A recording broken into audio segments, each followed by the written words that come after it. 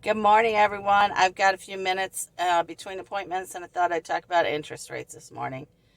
I hear a lot of folks moaning and groaning because we're closer to 7 than we are to 6, and they're going to sit and wait.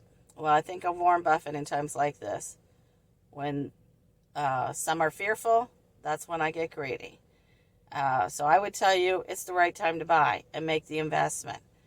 My buyers who purchased early in 2020 as the pandemic was coming, I didn't even know a pandemic was going on. I was so busy doing open houses and whatnot until I finally went to the grocery store and saw barren shelves. This is when my family learns we need to call her because she's not listening to the news. Anyway, those clients of mine are the ones who reap the greatest reward here. Fast forward 4 years later. As the interest rates rise, here's a piece of trivia for you.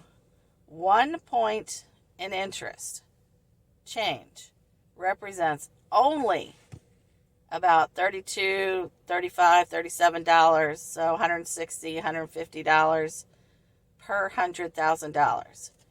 So, in an example of 500 grand home purchase, let's say you put 25 grand down, so you got a 475 loan. The difference in the interest rate is $160 a month. So if you were to go ahead and purchase, let's follow this all the way through, your out-of-pocket cost is the 25 grand you put down.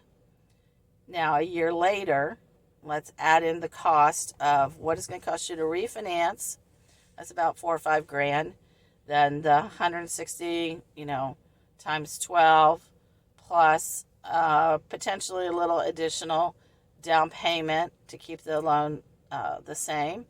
You're looking at about a 9 grand expense. However, you're not thinking about what's the tax credit you're going to get 1 year later. It's about 10 grand. So you actually come out ahead. There's about $1,300 credit after you apply the tax credit. So now, 1 year later, you're looking at about 54 grand in equity in the house. Your down payment 25, and now a year later, prices didn't stay the same. In just a moderate appreciation year, so let's say 3%, that same house would be worth about 527. So now, in order to make the same purchase and keep everything even, your down payment's about 26 something.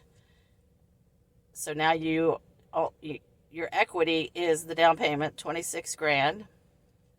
You have no tax credit, and thus you end with equity of about 26 grand. Whereas you could have equity of 54 grand. But we didn't talk about that rent payment you're making for that year. Let's say it's $2,000 to keep the math simple, 24 grand. Now you basically are sitting, kind of even. Your equity got eaten up by the 24 grand you lit on fire to rent for another year. So it's just something to think about. $35 per $100,000 in the loan is the difference in the mortgage to attaining equity and your tax break versus paying rent. Just something to think about on a Thursday afternoon while I'm driving around. Check out the chart, the link to the chart below. Have a great week, everyone.